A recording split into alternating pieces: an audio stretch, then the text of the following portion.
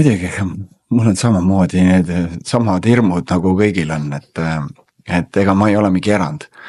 Aga lihtsalt mul kogu aeg on, taustal on kogu aeg see mõte, et noh, kui ma ei proovi, kui ma nüüd nagu ei katseta, et siis noh, et no ma ei anna seda nagu endale andeks, vaata. Jääd kahetsema. Et jään kahetsema, et lihtsalt ongi see, et mul on kogu aeg see, et mõte ja tegu. Et selles, kui mul on mingi mõte, siis see tuleb lihtsalt ära teha.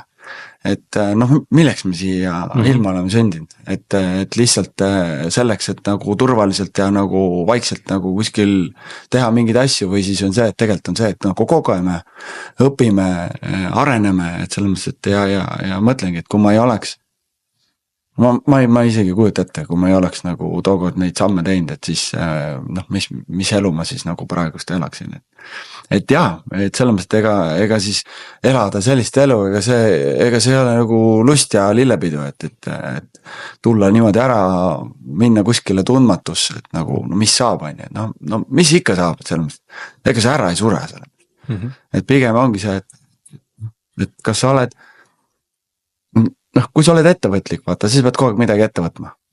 Seal ei ole varianti. Võta ette nagu tee, on ju, proovi, katseta, on ju.